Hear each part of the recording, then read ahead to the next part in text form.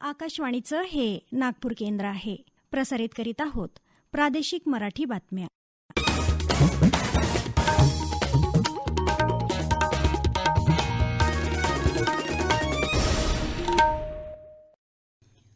आकाशवाणी नागपूर. स्वाती सोनपेटकर आपल्याला प्रादेशिक बातम्या देत आहे. ठळक बातम्या. वैद्यकीय महाविद्यालयाचं प्रशासन आणि वैद्यकीय आरोग्य यंत्रणा असे 2 स्वतंत्र विभाग करण्याचे उपमुख्यमंत्री अजित पवार यांचे कार्यवाहीचे निर्देश. भंडारा आणि वर्धा येथील नवीन शासकीय महाविद्यालय जागेसंदर्भातही तातडीनं कार्यवाही करण्याच्या सूचना. कृषीमंत्री धनंजय मुंडे यांच्या पुढाकारातून प्रधानमंत्री सूक्ष्म सिंचन योजनेतून फळ पिकांना स्वयंचलित ठिबक प्रणालीसाठी मिळणार प्रति हेक्टरी 40,000 रुपयांचं अनुदान. संयुक्त महाराष्ट्र चळवळीतल्या हुतात्म्यांना राज्याची आदरांजली आणि नागपूरच्या खासदार सांस्कृतिक महोत्सवाची तयारी अंतिम टप्प्यात. शासकीय रुग्णालयात उपचारासाठी दाखल होणाऱ्या रुग्णांना दर्जेदार आरोग्य सुविधा मिळाव्यात यासाठी वैद्यकीय महाविद्यालयाचं प्रशासन आणि वैद्यकीय आरोग्य यंत्रणा असे 2 स्वतंत्र विभाग कार्यरत असणं गरजेचं आहे. याबाबत वैद्यकीय शिक्षण विभागानं आवश्यक उपाययोजना करून त्यानुसार कार्यवाही करावी अशा सूचना उपमुख्यमंत्री अजित पवार यांनी दिल्या. उपमुख्यमंत्री पवार यांनी वैद्यकीय शिक्षण विभागाच्या कामकाजाचा आढावा घेतला. या आढावा बैठकीस वैद्यकीय शिक्षण मंत्री हसन मुश्रीफ आणि आरोग्य विभागाचे अधिकारी उपस्थित होते. आरोग्य सेवेसाठी शासकीय रुग्णालयं सामान्य माणसाला आधार वाटतात. यासाठी वैद्यकीय महाविद्यालयांमध्ये सर्व आवश्यक सेवा सुविधा आणि यंत्रसामग्री उपलब्ध करून देण्यास प्राधान्य दिलं आहे. ज्या जिल्ह्यात नवीन वैद्यकीय महाविद्यालय मंजूर झाले आहेत ती शक्यतो शहराच्या मध्यवर्ती ठिकाणी व्हावीत. त्यामुळे सामान्य माणसाला तातडीनं वैद्यकीय उपचार मिळतील यासाठीही वैद्यकीय शिक्षण विभागानं प्रयत्न करावेत. तसंच आरोग्य सेवा जलद मिळण्यासाठी डॉक्टरांसह अन्य रिक्त पदं लवकर भरावीत असं पवार यांनी सांगितलं. भंडारा आणि वर्धा येथील नवीन शासकीय महाविद्यालय जागेसंदर्भात तातडीनं कार्यवाही करण्याच्या सूचना त्यांनी संबंधित जिल्हाधिकारी यांना बैठकीमधून दूरध्वनीवरून दिल्या.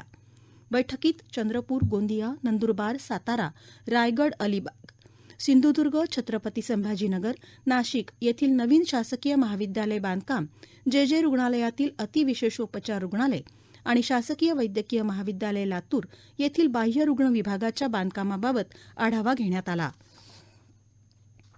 गेल्या महिन्यात डॉ. पंजाबराव देशमुख कृषी विद्यापीठ अकोला येथील शिवार फेरीच्या दौऱ्यात बुलढाणा जिल्ह्यातील शेतकरी सचिन अग्रवाल यांनी कृषीमंत्री धनंजय मुंडे यांना स्वयंचलित ठिबक सिंचन योजनेसाठी अनुदान देण्याबाबत निवेदन दिलं.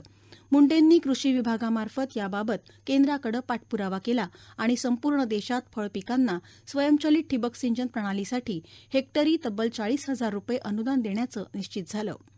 संत्रा फळ पिकाची गळती झाली असून फळबागांना स्वयंचलित ठिबक सिंचन प्रणाली बसवण्यासाठी अनुदान देण्यात यावं अशी विनंती अग्रवाल यांनी निवेदनाद्वारे केली होती. याआधीही मंत्री मुंडे यांनी भाऊसाहेब फुंडकर फळबाग योजनेत संत्रा कलमासाठी प्रति कलम 70 रुपये याप्रमाणे अनुदान तसंच सेंद्रिय आणि रासायनिक खतांसाठी 100% अनुदान देण्याचा निर्णय घेतला होता. त्यानंतर आता फळ पिकांसाठी स्वयंचलित ठिबक सिंचन प्रणालीसाठी हेक्टरी 40,000 रुपये अनुदान मिळणार असल्यानं फळ उत्पादक शेतकरी मंत्री मुंडे यांचे आभार व्यक्त करत आहेत. आज जागतिक दूरचित्रवाणी दिन. दूरचित्रवाणीच्या दृश्य माध्यमाचा जनमानसावर वाढता प्रभाव अधोरेखित करण्यासाठी दरवर्षी हा दिवस साजरा केला जातो. या दिनाची यंदाची संकल्पना आहे माध्यमाची उपलब्धता. 1996 मध्ये संयुक्त राष्ट्रांनी या माध्यमाचं महत्त्व लक्षात घेऊन या दिवशी प्रथम दूरचित्रवाणी मंच आयोजित केला होता. तेव्हापासून दरवर्षी 21 नोव्हेंबर हा दिवस जागतिक दूरचित्रवाणी दिन म्हणून साजरा केला जातो. या प्रादेशिक बातम्या आपण आकाशवाणीच्या नागपूर केंद्रावरून ऐकत आहात. आमच्या केंद्रावरील सर्व बातम्या ऐकण्यासाठी आणि ताज्या घडामोडी जाणून घेण्यासाठी Marathi news Nagpur all India radio या आमच्या युट्यूब चॅनलला नक्की सबस्क्राईब करा. संयुक्त महाराष्ट्राच्या निर्मितीसाठी बलिदान देणाऱ्या 107 हुतात्म्यांना आज आदरांजली वाहण्यात येत आहे. मुंबईत हुतात्मा चौक इथल्या हुतात्मा स्मारकाला मुख्यमंत्री एकनाथ शिंदे यांनी पुष्पचक्र अर्पण करून अभिवादन केलं. या 107 हुतात्म्यांच्या बलिदानामुळेच मुंबई महाराष्ट्राला मिळाली असून त्यांचं बलिदान कधीही विसरता येणार नाही अशा शब्दात त्यांनी श्रद्धांजली वाहिली. शहीदांना केवळ अभिवादन करून उपयोग नाही, तर आपलं राज्य प्रत्येक क्षेत्रात आघाडीवर नेऊन त्यांचा नावलौकिक सदैव अबाधित ठेवणं हीच या हुतात्म्यांना खरी आदरांजली ठरेल, असं ते म्हणाले. कार्यक्रमाला विधान परिषदेच्या उपसभापती नीलम गोऱ्हे, विधानसभा अध्यक्ष राहुल नार्वेकर, उपमुख्यमंत्री अजित पवार, मुंबई शहर जिल्ह्याचे पालकमंत्री दीपक केसरकर आदी मान्यवर उपस्थित होते. आत्ताच हाती आलेल्या बातमीनुसार प्रधानमंत्री आवास योजना ग्रामीण अंतर्गत राज्यात उत्कृष्ट विभाग, सर्वोत्कृष्ट जिल्हा तसंच राज्य पुरस्कृत आवास योजना आदी श्रेणींमध्ये सरस कामगिरीसाठी नागपूर विभागाला महाआवास अभियान पुरस्कारानं सन्मानित करण्यात येणार आहे. 23 नोव्हेंबर गुरुवार रोजी मुंबई येथील यशवंतराव चव्हाण सेंटरमध्ये मुख्यमंत्री एकनाथ शिंदे यांच्या हस्ते पुरस्काराचं वितरण होणार आहे. महाआवास अभियान पुरस्कार 2021-2022 मध्ये पीएम आवास योजनेत राज्यातील सर्वोत्कृष्ट विभाग म्हणून नागपूर विभागाला प्राप्त होणारा सन्मान विभागीय आयुक्त विजयलक्ष्मी बिद्री स्वीकारणार आहेत. नागपूर विभागाला सर्वोत्कृष्ट विभाग म्हणून 41.8 गुण प्राप्त झाले आहेत.